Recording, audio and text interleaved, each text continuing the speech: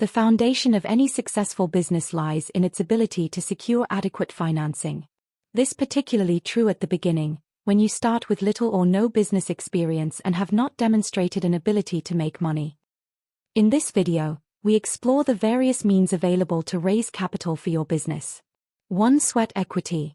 Many businesses begin with founders who have the skills to run their business as one-man shows, long before the business is able to hire staff and expand operations. This approach leverages your expertise instead of financial capital. For example, when someone trained in software engineering can build an application prototype from the comfort of their home and present it to potential customers. If you are cash-strapped but possess the skills needed to start your business, sweat equity is a powerful way to launch your venture. It enables you to contribute your labor, skill, and time, as opposed to cash, towards the start and growth of your business. 2. Personal savings. Nothing beats the founder's own resources when starting a business. Before you start looking for investors or consider borrowing, you need to assess your own resources and determine how much you are willing to commit to the business. The more of your own money you invest in the business, the easier it will be to attract investors and lenders. Investors and lenders are more comfortable working with entrepreneurs who are invested in their business and literally have skin in the game. 3. Friends and family. The advantage of borrowing from friends and family is that they will often provide capital on terms that you are not likely to get elsewhere. Friends and family can give you money based on goodwill, without demanding interest or security, and will typically show understanding if the business goes through rough patches or fails. For friends and family, the profit motive is secondary.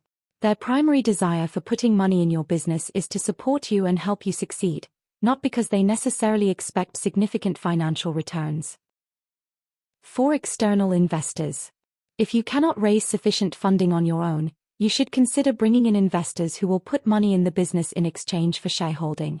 An investor shares in the profits or losses of the business. Thus, an investor may demand a say in the running of the business. The choice of an investor goes beyond simply seeking to acquire investable funds. You should also consider the expertise and guidance that the business needs to succeed, and how potential investors can add value beyond bringing money.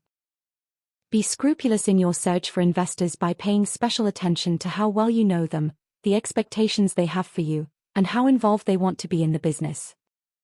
5. Angel investors. Angel investors are typically wealthy individuals who provide capital for startups, usually in exchange for ownership equity or convertible debt. They are willing to fund small operations and offer more flexible terms, besides contributing their experience and relationships. Potential angel investors can be accessed through introductions from other startup founders, live pitch events and startup competitions, online platforms dedicated to connecting entrepreneurs with investors, and industry networking events. 6. Venture capitalists. Venture capitalists are the guardian angels of entrepreneurs in search of substantial funds for their businesses. They are reputed to carry the biggest checkbooks and possess a huge appetite for risking money to fund new businesses in the hope of reaping rich rewards in case of success. Venture capital firms typically invest in businesses that have high growth potential, address large markets, show traction or proof of concept, have an experienced team, offer the possibility of significant returns. 7. Bank loans. Commercial banks are often the most unlikely sources of capital for startups and small businesses due to their risk-averse nature and collateral requirements. However, as your business gains traction, it could be in a position to access business loans. If you have a good relationship with your bank, you may be able to convince your bank manager to give you a loan to grow your business. To improve your chances of success in getting a bank loan, you will need to maintain excellent personal and business credit scores, prepare a detailed business plan and financial projections, identify suitable collateral if required. 8. Government and non-profit support. This includes grants, which are free and given by non-profit organizations, or funds from development finance institutions which are dispersed on concessionary terms to entrepreneurs who meet specified criteria. These funds can come in form of business grants, subsidized loans, business incubation programs. The funding path you choose should align with your business goals, growth timeline, and how much control you're willing to relinquish. Many successful businesses use a combination of funding sources at different stages of their development. If you need help connecting with investors and raising capital for your business, click the link in the description to contact us.